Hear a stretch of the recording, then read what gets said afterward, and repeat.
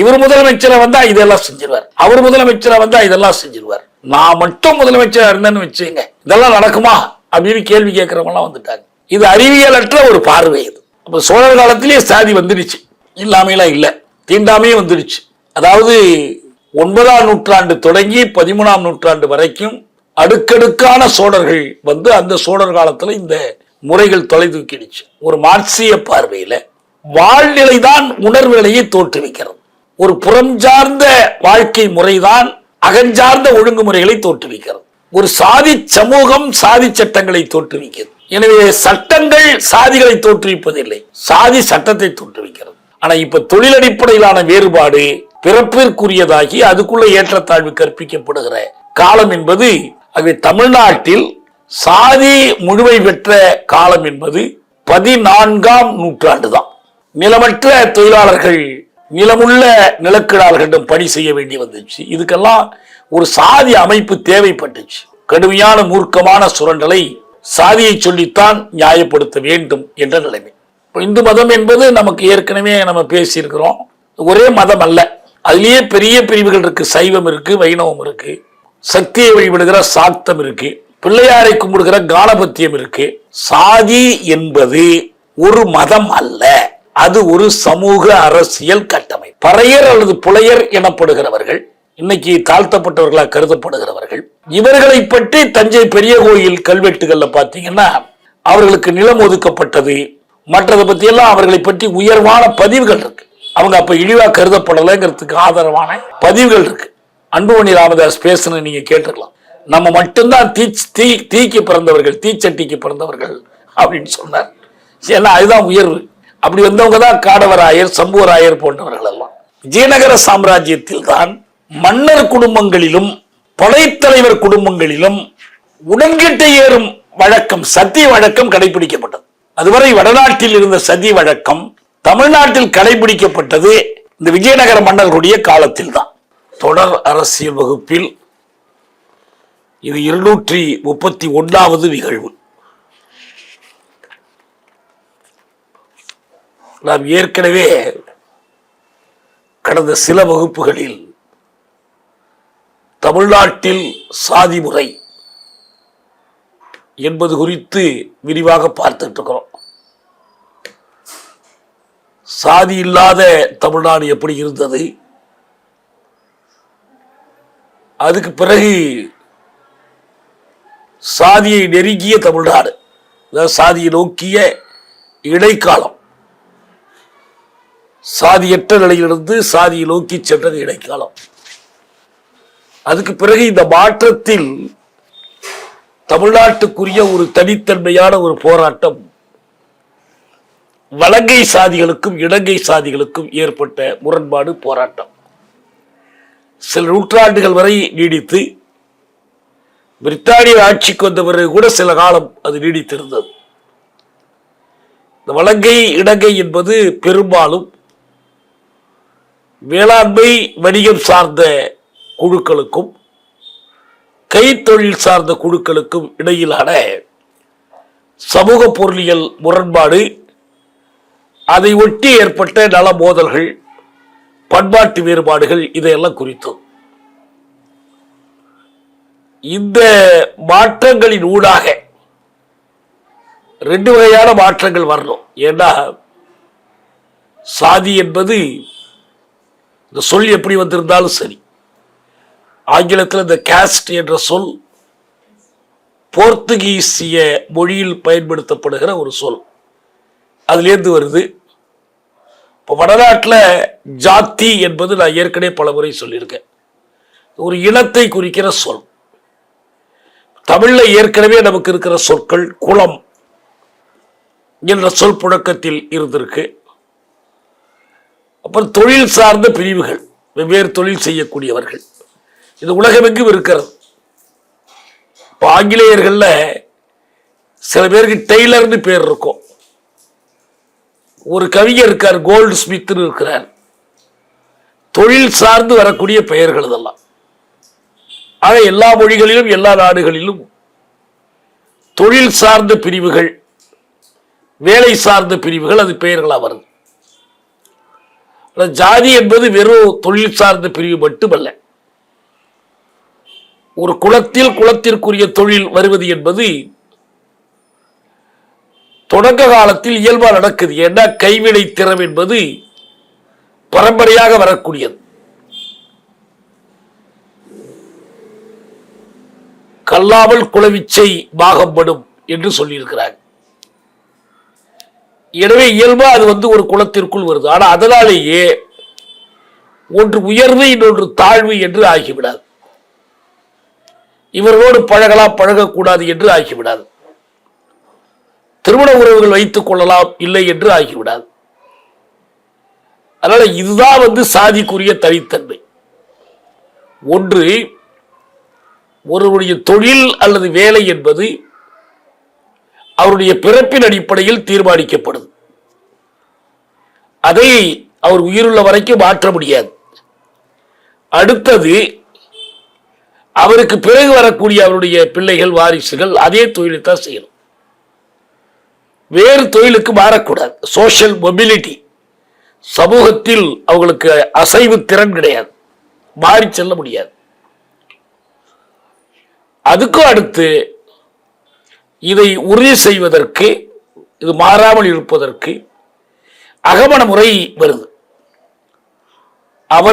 அவரவருடைய அந்த குலத்திற்குள் தான் திருமணம் செய்து கொள்ளணும். இப்போ கோத்திரம் குலம் என்பதெல்லாம் இந்த அடிப்படையில் தான் உருவாகுது. இதுல மிக தீவிரமாக சாதி இந்த அகமண முறையை கடைபிடிக்குது. எனவே சாதி ஒழிய வேண்டும் என்றால் அது இறுதியான பார்வையில அகமண முறை ஒழிந்தாகணும். அகமண முறை இருக்கிற வரைக்கும் சாதி உயிரோடு இருக்கும் என்பதுதான் இதனுடைய பொருள். அப்படி பார்க்கிற போது எப்ப இந்த அகமண முறை வந்தது, எப்ப இந்த பரம்பரை தொழில் முறை சாதி இறுகியது என்பதை வரலாற்று நோக்கில் நாம் ஆராயிறோம். முதலில் தொடக்கத்தில் வடநாட்டில் இது எப்படி வந்துச்சுங்கிறத பத்தி பேசணும். இதுல ஆரிய பார்ப்பனர்களுக்கு என்ன பங்கு, எது இல்லை, சாதியை அவர்கள் தோற்றுவித்தார்கள் என்ற ஒரு கருத்து, ஒரு நம்பிக்கையா சொல்லப்படுது.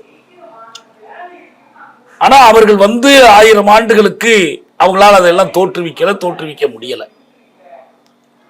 அதற்குரிய சமூக பொருளியல் பின்னணி வரும்போதுதான் அது வருது. ஆரியர்கள்னா எல்லா ஆரியர்களும் அல்ல, ஆரியர்களுக்குள் ஒரு பிரிவினர், அவங்க பார்ப்பனர்கள். அவங்க இதற்கான தத்துவங்கள் மற்றதெல்லாம் கொடுக்கிறாங்க.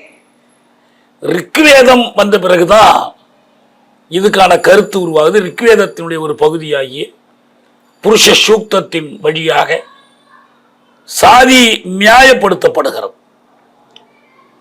இறைவன் படைப்பிலேயே உள்ளது என்று எல்லோரும் நம்ப வைக்கப்படுகிறார்கள். அது சாதிங்கிறதோட வர்ணம், 4 வர்ணங்கள். இப்போ பிராமணர்கள், சத்திரியர்கள், வைசியர்கள், சூத்திரர்கள், இந்த குலங்கள் எதிலும் சேராத பஞ்சமர்கள். இந்த ஏற்பாடெல்லாம் வடநாட்டில் எப்படி வந்துச்சு, குறிப்பாக ஆரியவர்த்தம் என்று சொல்லப்படுகிற வடக்கு வடமேற்கு இந்தியாவில் இது எப்படி வந்துச்சு. இதற்கு பிறகு தென்னிந்தியாவுக்கு வருவது பின்னால்தான். இப்ப தென்னிந்தியாவில் இந்த முறை எப்படி தொடங்கினுச்சு என்ன, தென்னிந்தியான பெரும்பாலும் தமிழ்நாடு. ஏன்னா அன்னைக்கு இருக்கிற தென்னிந்தியா என்பது ஆந்திரம், கர்நாடகம், கேரளம் எல்லாம் பிரியறதுக்கு முந்தைய ஒரு தென்னிந்தியா. தமிழ்நாடு, தமிழ்தான் திராவிட மொழிகளில் முதல் மொழியாக இருந்து இந்த பகுதி முழுவதிலும் புழக்கத்தில் இருக்கிற மொழியாக இருந்தது. எனவே தமிழ் பேசும் மக்களுக்கிடையே எப்படி இந்த சமூகம் வந்துச்சு, தமிழ் சமூகத்திற்கு இருக்கிற தனித்தன்மை என்னன்னா, சாதிக்கு முந்தைய தமிழ்நாடு திணை சமூகமாக இருந்தது, திணை வழி சமூகமாக இருந்துச்சு. குறிஞ்சி, முல்லை, மருதம், நெய்தல், பாலை. இது எப்படி முதல்ல மருதம் வரல, முதல்ல வர்றது குறிஞ்சி, முல்லை, நெய்தல், பாலை. இதுதான் பாலை என்பது கூட குறிஞ்சியும் முல்லையும் தெரிந்தால் வரக்கூடியதுதான், இயல்பா வரக்கூடியதல்ல. தமிழ்நாட்டில் எங்கேயும் பாலைவனம் கிடையாது. ஆனா மருதம் தலை தூக்கிய பிறகு ஏற்பட்ட மாற்றங்கள் என்ன? இப்ப திணைவழி சமூகமாக இருக்கும்போது இந்த குறிஞ்சி முல்லை நெய்தல் பகுதிகள் குலத்தலைவர்களுடைய பொறுப்பில் இருந்தது. அவங்க மன்னர்கள்னு சொல்லப்பட்டாங்க. ஆனா மன்னர்கள்னு இப்ப நம்ம புரிந்து கொள்ளுகிற அர்த்தத்திலான முடிமன்னர்கள் அல்ல. இப்ப கடையெழு வள்ளல்கள் அப்படிப்பட்டவங்க தான். அதே போல நெய்தல் நிலத்துல மீனவர் சமூகத்துக்கு தலைமை தாங்கினவங்க, முல்லை நிலத்தில் இருந்தவங்க. திணைவழி சமூகத்திலிருந்து மருதம் கடைசியாக மருதத்திணை உருவாகுது. அது நிலத்தில் வேளாண்மை செய்வதையும் வணிகம் செய்வதையும் குறிக்கிறது. அப்ப இன்னைக்கு திணைகள் கலைந்து ஒரு மொத்த சமூகமா உருவாகுது. தமிழ் சமூகம் என்பதற்குரிய பொருளியல் அடிப்படை அதுதான். அதுக்கு முன்னால வரைக்கும் ஒவ்வொரு திணைக்கென்று ஒரு வாழ்க்கை முறை, அதற்கான முதற் பொருள், கருப்பொருள், உரிப்பொருள் என்று தொல்காப்பியத்தில் விரிவா பிரித்து சொல்லுவாங்க. ஆனா இப்ப எல்லாத்துக்கும் பொதுவான வாழ்க்கை முறை, பண்பாடு, திருமண முறைகள் மற்றதெல்லாம் உருவாகுது. அப்படி மருத சமூகத்தில் உருவானவை தான் வேந்தர்கள். இப்போ நம்ம மூவேந்தர்களை பற்றி சொல்கிறோமே, இந்த வேந்தர்கள் என்ன செஞ்சாங்கன்னா பழைய சமூக வாழ்க்கை, திணை வாழ்க்கையில் இருந்தவர்களை, பாரிய போன்றவர்களை, கடையெழு வள்ளல்களை தங்களுக்குள் இணைத்து கொண்டு தங்களுக்கு படை கொடுத்து உதவுகிறவங்களா மாற்றிக்கிட்டாங்க. இல்லைன்னா அவங்கள ஒழிச்சிட்டாங்க, அடக்கிட்டாங்க. அடக்கி இந்த மூவேந்தர்கள் தங்கள் நிலப்பரப்பை விரிவுபடுத்தி கொண்டார்கள். நம்ம கவலை முக்கியமா என்னன்னா சாதி அமைப்பினுடைய வளர்ச்சியில் இது என்ன பங்கு வைக்குதுங்கிறதான்.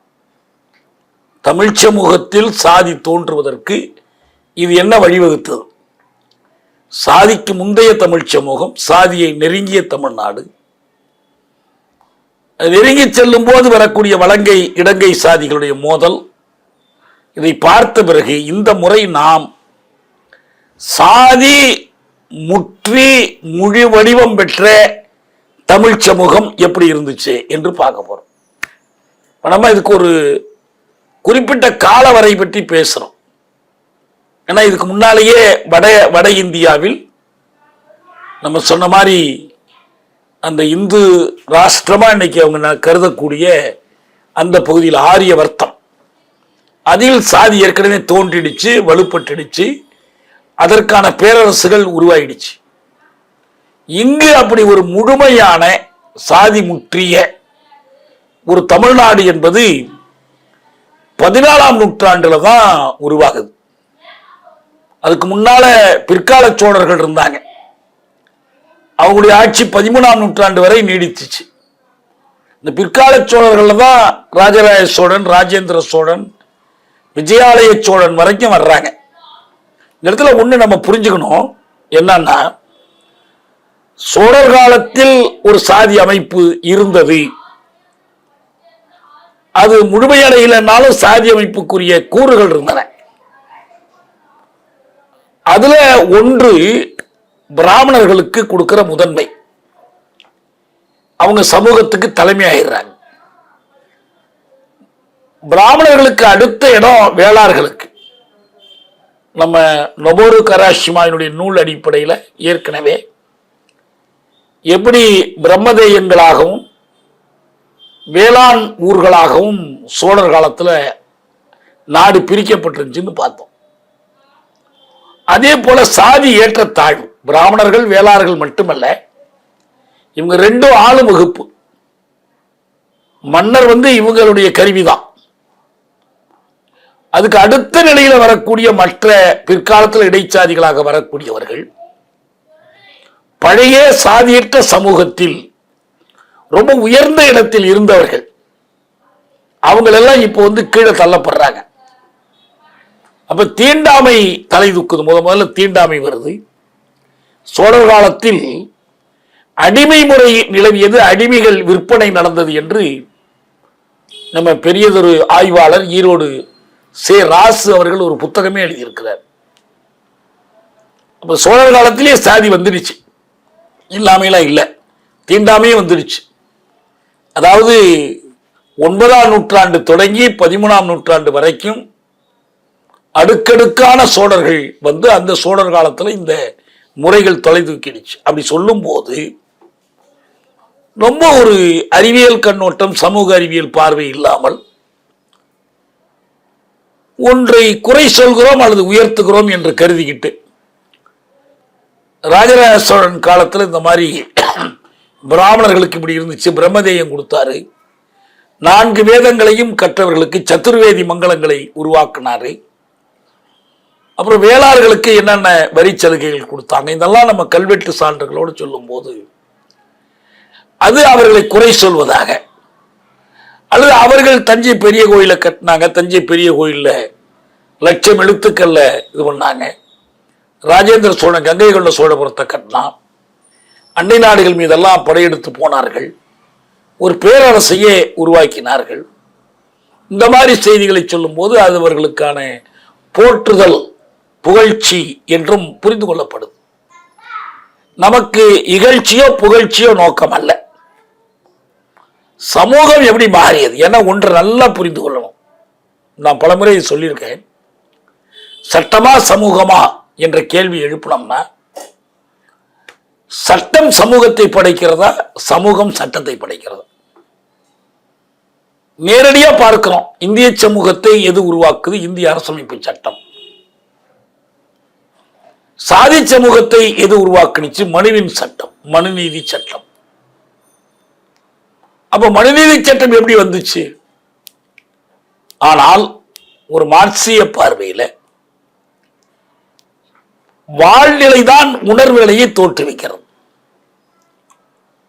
ஒரு புறம் சார்ந்த வாழ்க்கை முறைதான் அகஞ்சார்ந்த ஒழுங்குமுறைகளை தோற்றுவிக்கிறது.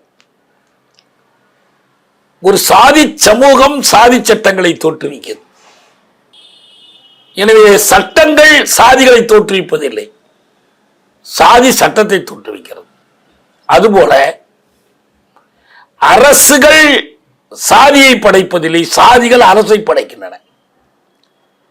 ஒரு சாதி அமைப்பு தனக்கு பொருத்தமான அரசை அது உருவாக்கிக் கொள்ளுது, அதனுடைய கடமைகளை செய்வதற்கான அரசை உருவாக்கிக் கொள்ளுது. அந்த அரசுக்கு ஒரு மன்னர் தலைமை தாங்கிறார். ஒரு சோழ மன்னன் விரும்பி நம்ம இனிமேல் வந்து அரசை வேறு விதமா நடத்தணும், சாதியை ஒழிச்சிருவோம்னு நினைச்சாருன்னா முடியுமானா முடியாது. அதுக்குள்ள என்ன செய்ய முடியுமோ அதைத்தான் அவர் செய்ய முடியும். இப்ப நம்ம சாதாரணமா எந்த அளவுக்கு இந்த மூட நம்பிக்கை உணர்வு குறைந்த நிலை போயிடுச்சுன்னா, இவர் முதலமைச்சரை வந்தா இதெல்லாம் செஞ்சிருவார், அவர் முதலமைச்சரை வந்தா இதெல்லாம் செஞ்சிருவார், நான் மட்டும் முதலமைச்சரா இருந்தேன்னு வச்சுங்க இதெல்லாம் நடக்குமா அப்படின்னு கேள்வி கேட்கிறவங்கலாம் வந்துட்டாங்க. இது அறிவியலற்ற ஒரு பார்வை. இது அப்படி ஒரு அறிவியலற்ற பார்வையில தான் சோழர்களை பற்றியோ இதை பற்றியோ பார்க்கறது. இப்போ விஜயநகர சாம்ராஜ்யம், விஜயநகர பேரரசு, அவங்க நிறுவிய அரசு அதெல்லாம் செஞ்சிச்சுன்னா, இப்போ சோழ மன்னர்கள் தமிழுக்கு முக்கியத்துவம் கொடுத்தாங்க. ஆனால் அவங்க கூட மெய்கீர்த்திகள்லாம் வடமொழியில் எழுதினாங்க. வடமொழியே இல்லாமலாம் இல்லை. பிராமணர்களுக்கு முக்கியத்துவம் கொடுக்கும்போது தானாகவே வடமொழிக்கு முக்கியத்துவம் வந்துடுது. ஆனால் அவங்க காலத்தில் தமிழுக்கு பல காரியங்கள் செஞ்சாங்க. சிதம்பரம் கோயிலில் கொண்டு போய் வச்சிருந்த அந்த தமிழ் இலக்கியங்களை எல்லாம் மீட்டு கொண்டு வந்தாங்க. இது மாதிரி சில உதாரணங்கள்லாம் உண்டு. ஆனால் இந்த ஒரு சில நடவடிக்கைகளை வைத்துக்கொண்டு டோட்டலா நம்ம சமூகத்தை பற்றி முடிவு பண்ண முடியாது. அப்ப என்ன நடக்குதுன்னா, விஜயநகர சாம்ராஜ்யம் விரும்பினா வேற மாதிரி இருந்திருக்க முடியுமா? இல்ல. சாதி முற்றி கொண்டிருந்த, முழு வடிவத்தை நோக்கி நகர்ந்து கொண்டிருந்த ஒரு சூழலில் தான் விஜயநகர சாம்ராஜ்யம் வருது. அதுக்கு வேறு காரணங்கள் இருக்கு. மதுரையில் சுல்தான்களுடைய ஆட்சி வீழ்த்தியதற்கு பிறகு விஜயநகர பேரரசு ஏற்படுத்தப்படுது. அந்த பேரரசு காலத்தில் தான் சாதி முற்றி முழு வடிவம் பெற்றது என்று நாம் சொல்லுவதனால், சோழர் காலத்தில் சாதியை தடுத்து வச்சிருந்தாங்க. விஜயநகர சாம்ராஜ்யம் வந்த உடனே சாதி அவுத்து விட்டாங்க என்று அதுக்கு பொருள் இல்லை. வரலாற்று போக்கில் இந்த மனிதர்கள் மன்னர்கள் எந்த அளவுக்கு காரணமோ அந்த அளவுக்கு தான் காரணமா இருக்க முடியும். அதை மிகைப்படுத்தி அவர்களே எல்லாத்தையும் செய்ததாக நாம் சொல்ல முடியாது. அப்ப இங்க ஒண்ணு தெளிவா புரிஞ்சுக்கிடணும். 14ஆம் நூற்றாண்டு வாக்கில் நிலக்கிடாரிய அமைப்பு வலுப்பெற்று சமூக அரசியல் பொருளியல் காரணிகளில் செல்வாக்கு பெற்ற போது இந்த சாதியம் வர்ணசாதி அமைப்பு முற்றி முழுமையடைகிற சூழல் உருவானுச்சு. அப்போ ஒரு நிலக்கிடாரிய அமைப்பு முழுமை பெறாமல் இருக்கும்போது சங்க காலத்தில் அப்புறம் சங்கம் அறிவிய காலத்தில் நம்ம பார்த்த தொழில் அடிப்படையிலான குல வேறுபாடு, சாதியுமே கூட அன்னைக்கு பேர் இருக்கலாம், இந்த தொழில் அடிப்படையிலான வேறுபாடு மாறுறதில்லை. ஆனா இப்ப தொழில் அடிப்படையிலான வேறுபாடு பிறப்பிற்குரியதாகி அதுக்குள்ள ஏற்றத்தாழ்வு கற்பிக்கப்படுகிற காலம் என்பது, ஆகவே தமிழ்நாட்டில் சாதி முழுமை பெற்ற காலம் என்பது 14ஆம் நூற்றாண்டு தான். நம்ம அடிக்கடி சொல்றோம்ல 2000 வருஷம் 3000 வருஷம், அதெல்லாம் என்னன்னா இதுக்கான தயாரிப்புகள் நடந்துச்சு, இதற்கான பகுதி அளவிலான வேறுபாடுகள் நடந்துச்சு, நிலநடைஞ்ச தவிர இது முழுமை பெற்று ஒரு அமைப்பா உருப்பெற்றது 14ஆம் நூற்றாண்டுல. 14ஆம் நூற்றாண்டு என்பது அதுதான் விஜயநகர சாம்ராஜ்யம் அவங்களுடைய ஆட்சியாளர்கள் காலத்துல படிநிலைகளா உருவானுச்சு, ஏற்றத்தாழ்வுகள் உருவானுச்சு. நிலமற்ற தொழிலாளர்கள் நிலமுள்ள நிலக்கிழார்களிடம் பணி செய்ய வேண்டி வந்துச்சு. இதுக்கெல்லாம் ஒரு சாதி அமைப்பு தேவைப்பட்டுச்சு. கடுமையான மூர்க்கமான சுரண்டலை சாதியை சொல்லித்தான் நியாயப்படுத்த வேண்டும் என்ற நிலைமை. அதுக்கு பிறகு இது என்னென்ன மாற்றங்களுக்கு உள்ளாயிருக்குங்கிறத நம்ம பிறகு பார்க்க போறோம். ஆனா விஜயநகர சாம்ராஜ்யத்தில் இது உருவானுச்சு. இங்க என்ன புரிஞ்சுக்கணும்னா, ஒரு இப்போ நம்ம சொல்லக்கூடிய இந்து மதம்னு ஒரு பேர் சொல்லப்படுது. இப்போ இந்து மதம் என்பது நமக்கு ஏற்கனவே நம்ம பேசியிருக்கிறோம், ஒரே மதம் அல்ல, அதுலேயே பெரிய பிரிவுகள் இருக்கு. சைவம் இருக்கு, வைணவம் இருக்கு, சக்தியை வழிபடுகிற சாக்தம் இருக்கு, பிள்ளையாரை கும்பிடுகிற கானபத்தியம் இருக்கு. இந்த பல்வேறு பிரிவுகள் 6 வகையா பிரிக்கிறாங்க. சூரியனை வழிபடக்கூடிய சௌரபம் இருக்கு. சங்கரர் என்ன பண்ணார், ஆதிசங்கரர் இதை எல்லாத்தையும் ஒன்னா சேர்த்து எல்லாம் கலந்து ஒரு வேற்று மதங்கள் நுழையாமல் தடுக்கிறதுக்கு, கிறிஸ்தவத்துக்கு இஸ்லாமுக்கெல்லாம் இடம் கொடுக்க கூடாதுங்கிறதுக்கு ஒரு இந்து மதமாக உருவாக்கி, அதனாலதான் அவர் 6 மதங்களை ஒன்று சேர்த்ததால் ஷண்மத ஸ்தாபகர் என்று அழைக்கப்படுறார். இப்ப சோழர் காலத்திலாம் இது வெவ்வேறே தான் இருந்துச்சு. சோழன் யாரு, ஒரு சைவத்தை கடைபிடிச்சாரா வைணவத்தை கடைபிடிச்சார், தனியா பிரிச்சு சொல்லலாம்.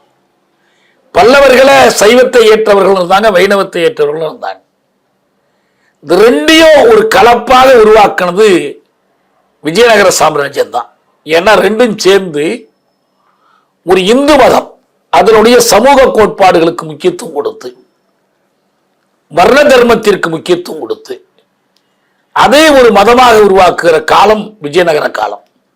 நீங்க அதனுடைய ஒரு விளைவு தான் என்னன்னா, மதுரையில பாண்டியர்கள் நிறுவிய கோயில், அவங்களுடைய அந்த வழிபாட்டு முறையில நீங்க திருவிளையாடல் புராணம், திருவிளையாடல் படம்லாம் பார்த்தீங்கன்னா இந்த சைவம் சிவன், அது கூட இருக்கிற உமையவள் என்றெல்லாம் வரும். ஆனா விஜயநகர சாம்ராஜ்ய காலத்துல அந்த கோயில் எல்லாம் இன்னும் விரிவுபடுத்தி கட்டினாங்க. அதுல சைவத்தை போல வைணவத்திற்கும் கொஞ்சம் இடம் கொடுத்தாங்க. அதனுடைய விளைவு என்ன, சடங்குகள்ல திருமண உறவுகளே உண்டு பண்ணிட்டாங்க கடவுள்களுக்கு இடையில. அந்த மாதிரி ஒரு இந்து மதத்துக்கான இதா மாற்றப்பட்டுச்சு. ஏன்னா நல்லா தெரிஞ்சுக்கணும், சாதி என்பது ஒரு மதம் அல்ல, அது ஒரு சமூக அரசியல் கட்டமைப்பு. சாதியை இந்து மதம் நியாயப்படுத்தலாம், ஆனா சாதியே ஒரு மதம் அல்ல. சாதி வெவ்வேறு மதங்கள்ல இருக்கலாம். அது சைவத்தின் ஒரு பகுதியா இருக்கலாம், வைணவத்தின் ஒரு பகுதியா இருக்கலாம். இன்னும் பிற்காலத்தில் பார்த்தீங்கன்னா இஸ்லாத்திலும் கிறிஸ்தவத்திலும் கூட அது ஒரு பகுதியா இருக்க முடியும். மத்திய கால தென்னிந்தியாவில் அரசு சாதியை திணிக்கவில்லை, சாதிதான் அரசை தோற்றுவித்தது. இது சோழர் காலத்திலிருந்து பொருந்தும். 9வது 13ஆம் நூற்றாண்டுக்கு இடைப்பட்ட காலம் தான் பிற்கால சோழனுடைய காலம். முதலில் அதில் வந்தவன் தான் விஜயாலய சோழன். தஞ்சையை தலைநகராக கொண்டு ஒரு பேரரசை நிறுவனான். குறிப்பிடத்தக்க 2 பேர் ராஜராஜ சோழனும் 1ஆம் ராஜேந்திர சோழனும் கடற்படை வலிமையோடு தென்னிந்தியா, இலங்கை உட்பட எல்லாத்தையும் வளைத்து ஆண்டார்கள். அப்ப சங்க காலத்திற்கு பிறகு அவங்க வெறும் சிற்றரசர்களாக இருந்தவர்கள் 9ஆம் நூற்றாண்டிலிருந்து தான் பல்லவர்கள் கீழே வளர்ந்தாங்க. தஞ்சாவூரை முக்கிய தலைநகரமா வைத்திருந்தாங்க.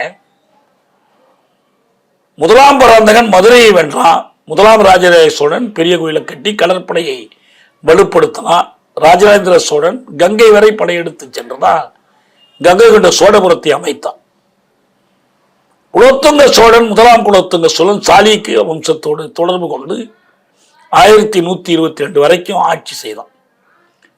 13ஆம் நூற்றாண்டில் பாண்டியர்கள் எழுச்சி அடைந்த போது சோழ பேரரசு பலவீனம் அடைந்து 1279 அது முடிவுக்கு வந்துடுச்சு.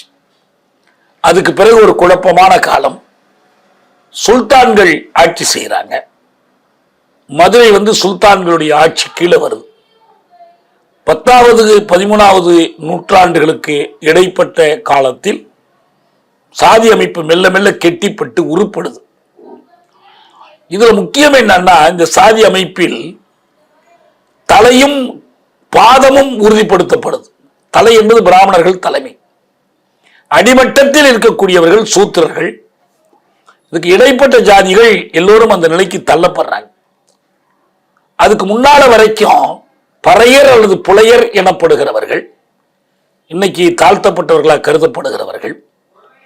இவர்களை பற்றி தஞ்சை பெரிய கோயில் கல்வெட்டுகள்ல பார்த்தீங்கன்னா அவர்களுக்கு நிலம் ஒதுக்கப்பட்டது, மற்றதை பத்தி எல்லாம் அவர்களை பற்றி உயர்வான பதிவுகள் இருக்கு. அவங்க அப்ப இழிவா கருதப்படலைங்கிறதுக்கு ஆதரவான பதிவுகள் இருக்கு. 11ஆம் நூற்றாண்டில் சோழர் காலம் வலுப்பட்ட போது நில உடைமையாளர்கள், படைத்தலைவர்கள் உங்க சமூகத்தில் மேலும் மேலும் செல்வாக்கு பெற்றாங்க. அந்த நேரத்தில் தான் இந்த பள்ளிகள் எனப்படுவோர், இப்போ பள்ளி சேரிங்கிறாங்க கிராமத்தில், அன்னைக்கு பள்ளிகள் படைத்தலைவர்களா இருந்தாங்க. அவங்களுடைய தொடர்ச்சி தான் காடவராயர், சம்புவராயர் போன்றவர்கள். அவங்கள இந்த உயர்வை நீ நியாயப்படுத்த என்ன பண்ணுவாங்கன்னா, தேவலோகத்தோடு தங்களுக்கு தொடர்பு வச்சுக்குவாங்க. இப்போ நம்ம அண்மையில் ஒரு மாநாட்டில் அன்புமணி ராமதாஸ் பேசுன்னு நீங்க கேட்டிருக்கலாம். நம்ம மட்டும்தான் தீக்கு பிறந்தவர்கள், தீச்சட்டிக்கு பிறந்தவர்கள் அப்படின்னு சொன்னார். ஏன்னா அதுதான் உயர்வு. அப்படி வந்தவங்க தான் காடவராயர், சம்புவராயர் போன்றவர்கள் எல்லாம்.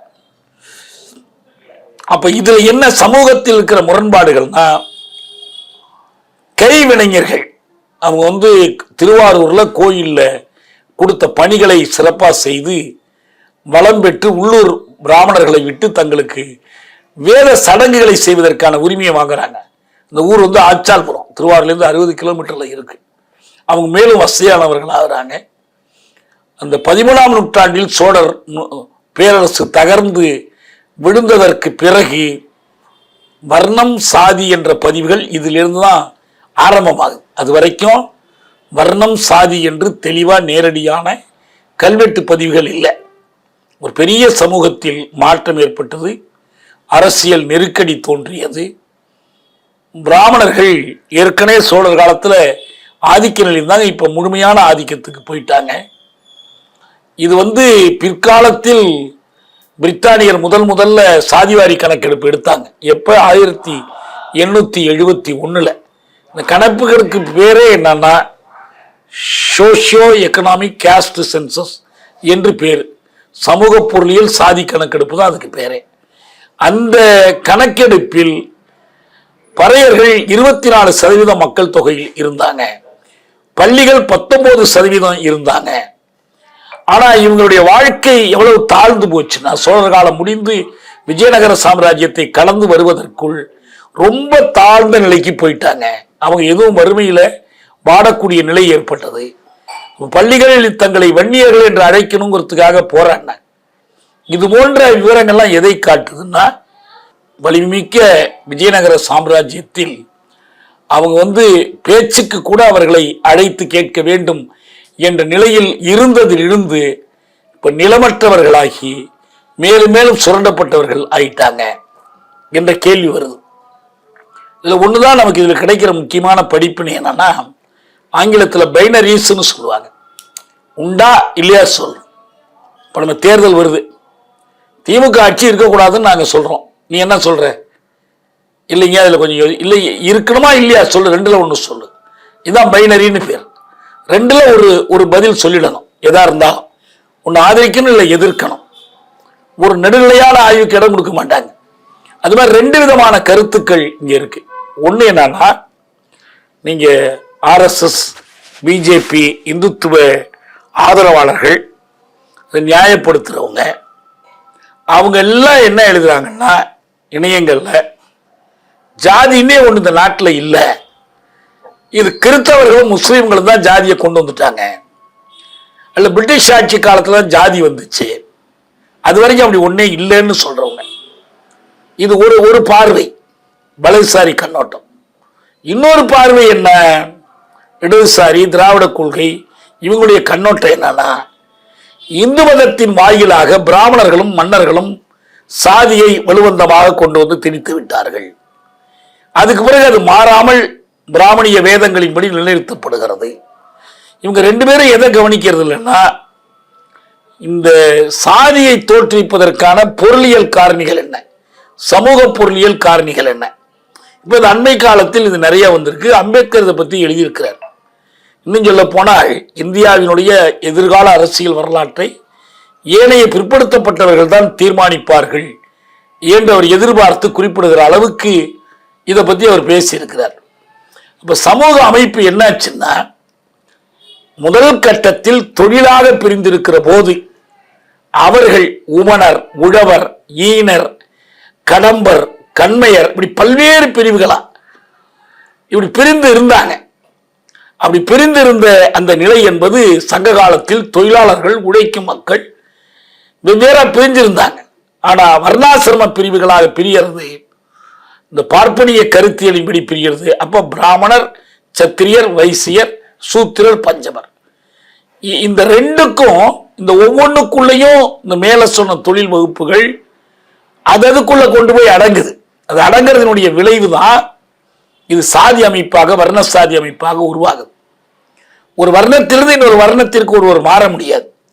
அதே போல ஒரு சாதியிலிருந்து இன்னொரு சாதிக்கும் மாற முடியாது. விஜயநகர சாம்ராஜ்யத்தில் நடந்தது, அவங்க ஆட்சியில் நடந்தது என்னன்னா, 14ஆம் நூற்றாண்டில் தமிழர்கள் மீது இந்த அமைப்பு முழுமையாக திணிக்கப்பட்டது. அப்ப பிராமணர்களை போன்ற சிறுபான்மையினர், அதே போல விஜயநகர சாம்ராஜ்யத்தில் ஹரிகரன், புக்கராயன் ஆகிய மன்னர்களுடைய வாரிசுகளாக இருந்த தெலுங்கு வடுகர்கள், இவங்க மனுஸ்மிருதியை கடைபிடித்து ஏற்கனவே சமூகத்தை பிளவுபடுத்துவதில் வெற்றி கண்டார்கள். மதுரை சுல்தான் ஆட்சி 1335-78, ரொம்ப கொஞ்ச காலம்தான் அது, ஒரு 43 ஆண்டுகள் தான். அதை வீழ்த்தி விட்டு இவர்கள் வந்ததற்கு பிறகு என்ன பண்ணாங்கன்னா, முழுக்க முழுக்க இந்த பிரிவினையை சமூகத்தில் உருவாக்குனாங்க. மக்களுக்கு ஒரே ஒரு பிரச்சனை தான், சுல்தான் ஆட்சினா ரொம்ப இனிமையான ஆட்சின்னு பொருள் இல்லை.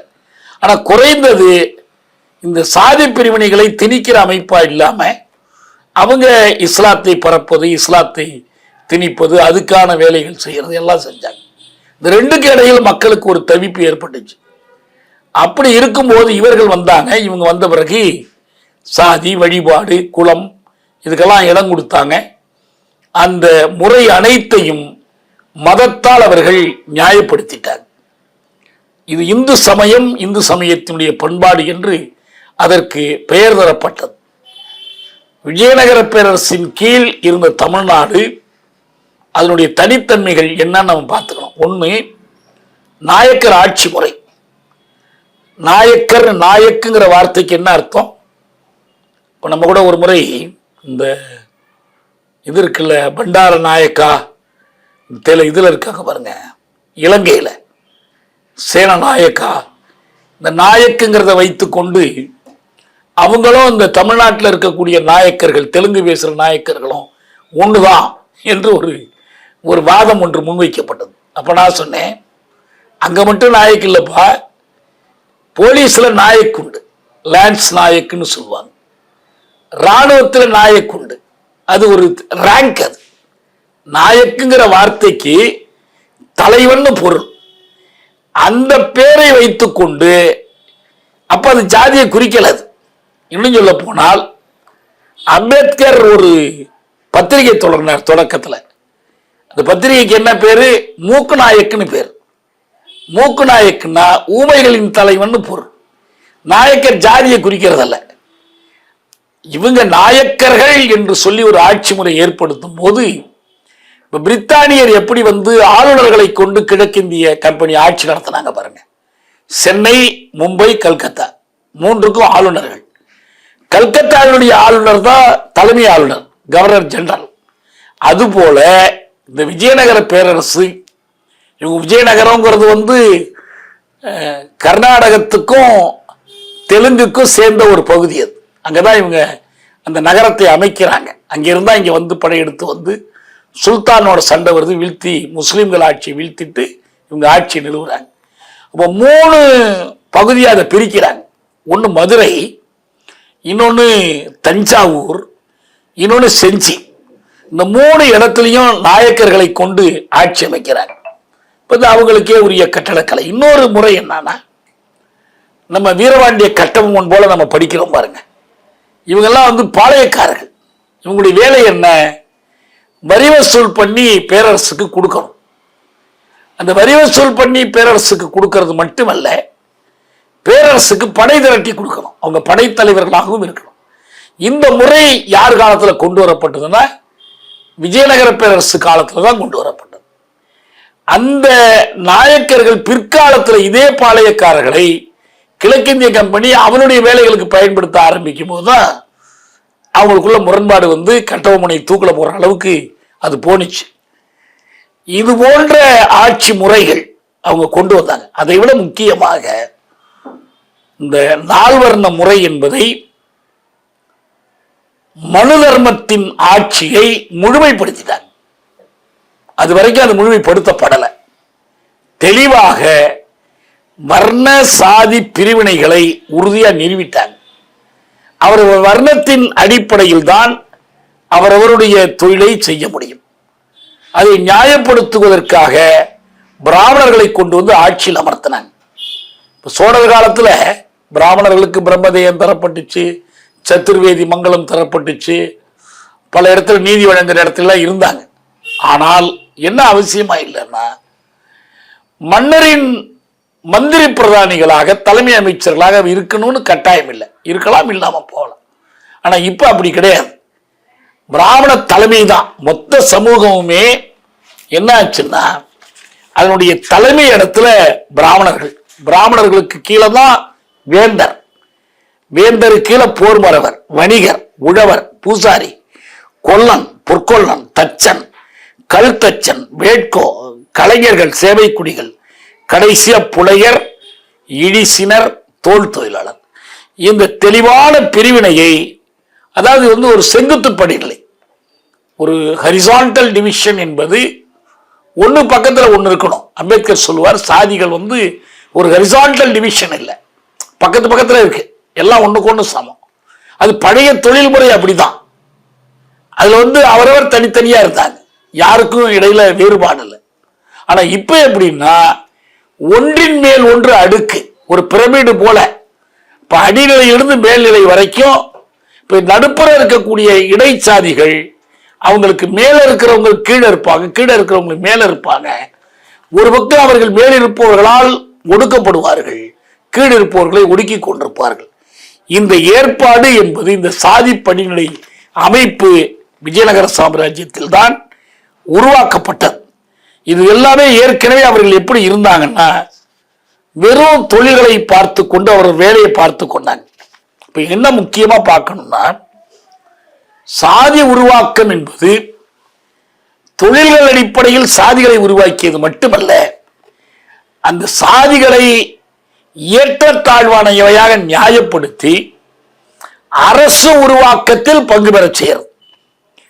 அந்த அரசு உருவாக்கம் நடக்கும் போதுதான் என்ன நடக்குதுன்னா வேளாண்மை விரிவாக்கம் நடைபெறுகிறது.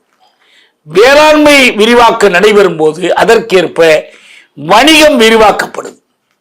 ஆகவே இதை நம்ம இந்த அமைப்பு சான்ஸ்கிரிட்டைசேஷன் சொல்லப்படுகிற பிராமணிய ஆதிக்கத்தை நிலைநிறுத்துகிற இந்த ஏற்பாடு இருக்கு பாருங்க. இது என்னன்னா இது ஆரியமயமாக்கம். சமூகத்தை ஆரியமயப்படுத்துவதுன்னா அதனுடைய பிளவு என்னன்னா அதனுடைய விளைவு வேளாண்மை விரிவுபடுத்தப்படுகிறது, வணிகம் விரிவுபடுத்தப்படுகிறது, ஆரிய கண்ணோட்டத்தில் சமூக பாகுபாடு விரிவுபடுத்தப்படுகிறது. இதன் வழியாக ஒரு அரசு உருவாக்கப்படுது. இப்ப இந்த சிறுகுடிகள் விவசாய குடிகளா மாற்றப்படுறாங்க.